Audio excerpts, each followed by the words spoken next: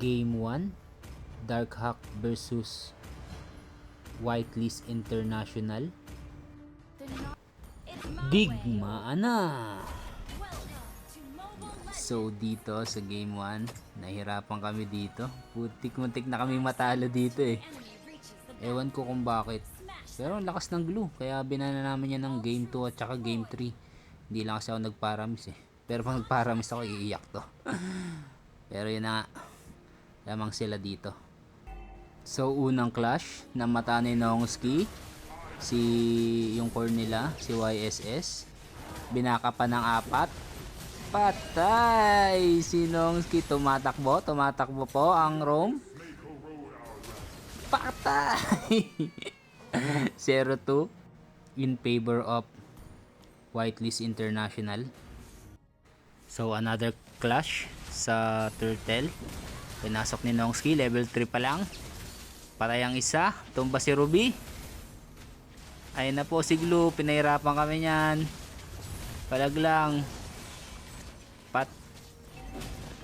Patay. Binakbakan. Hinila ni Nongsi, wala pang level 4. Level 4 na si Mino. Hinila ni Ruby, nabuhay na.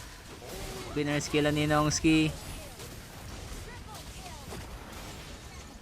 Patay na naman. Grabing clash. Bakbakan talaga.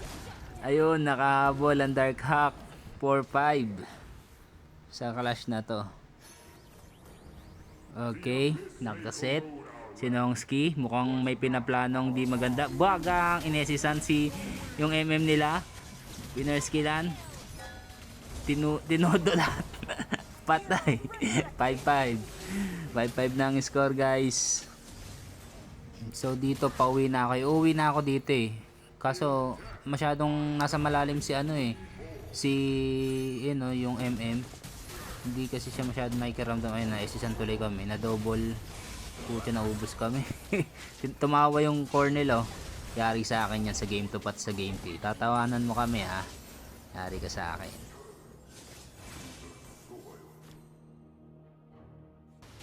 Dito ang gulo na eh. Ayun no. Hindi ko alam kung sino ko cover kasi nag-assist na si si Ig siya, napatay yung mage namin, si Eudora. Wala. Hindi ko na alam. Ang gulo na eh. Talo kami sa clash na yun, 16 na. Lamang na po ang Whitelist International dito. So next clash, dito zinozone namin yung MM eh. Pati yung yung Rafaela mid nila eh. Gaya din to sa mga mete. Nahabol ako. Oh, wala. Patay si Nongski. 7-13 in favor of Whitelist International. So next, ayun na po, bibigyan po namin yung Nino. Nongski nag-set, isa lang nahuli. Walang yung patay ang butik eh. Pumapalag pa po si Nongski. Wala, patay na naman kami. Si Dora mamatay ba? Pinipilit yung Ruby, pumupush siya top. Lamang na naman po ang Whitelist International. 8-16 ang score. Another bakbakan na naman. Naglo-lord sila, hindi kami papayang mag-lord. Sino kaya po ni Nongski? May SS-an kaya? Parang hindi makakabitaw, nakapag-SS. Kaso namatay na agad. Buti na kill niya yung yung core ng kalaban. Na po, bibigyan po si sino ba to? Si Esmeralda, Eudora, Chumachane. Wala. Talo pa rin. 9-20 ang score. Nakuha pala namin yung lord dito. Kinontes namin. So yan na po. Nongski may pinaplano na naman. Kinumanan ng ang MM. Tepo kami. Tepo kami dalawa. Ayop. 9-2 na yung score. In favor ulit sa Whitelist International. Mahuli pa yata dito si Eudora. Patay ang butik. 9-23 na po. Lamang na po ang Team Whitelist International. Wala na kayong pag-asa, di ba? Panoodin pa natin hanggang dulo, guys. Dahil nga po sa kalamangan nila, hindi na namin kinontes yung Lord. Ayun na po, pumasok na po ang Mino. Binakbakan. Dun sila natalo, boss. Natalo sila sa clash dyan, boss. Naka-ano yung carry, nakaluwag-luwag. Patay kayo ngayon. Comeback to. 16-14 yung score, guys. Let's go, Pangil. Let's go. So yun, dito pinipilit ulit nila mag-lord. Mukhang hindi yata namin pagbibigyan. Season ko na to si Mino. Gumugusto. Patay ang Mino. Ayun na po. Lumalamang na po ang Team Dark Hack. Makukuha kaya namin yung Lord. Lord number 2. Binakuran ko na ang core. Tinawanan namin ng Lord. So dito, split type converter ang gamit ang plano namin.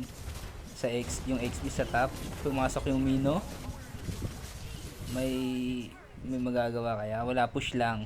Push top, push bottom. So dalawa na, lamang kami sa tore. At kukuha kami ng another tore dito sa mid. Alright. So may clash na naman magaganap dito. Ayaw nila ibigay sa amin yung Lord. Tingnan natin kung ano nangyari. Kalahati, half na. Ayun na, tinalo na ni Nongski. Pinerskilan. Nahuli. Patay ang Rafaela. Nakuha ni Kara yung mid. Nagpass hand si Nongski. Patay ang glue. Bumalik si Nongski ng micro. Papalag pa. Habulin. Doon sila natalo, pre. Patay ang Mino. Tumba ang baka. May panggatas na. Ang call ng Team Dark Hack is push. Push. Let's go. 23-31, no? Lamang na lamang po ang Whitelist International sa game 1, pero na-comeback namin. Ganun talaga. May nananalo, may natatalo. Ang masasabi ko lang, iyak, Whitelist International. Sino po ang MVP? Ang MVP po sa laro na to is si Esme. Puro screenshot yun ah. Dami screenshot, no? Ski. Yun lang guys. Ayaw, so Bye. nagagawa lang ako.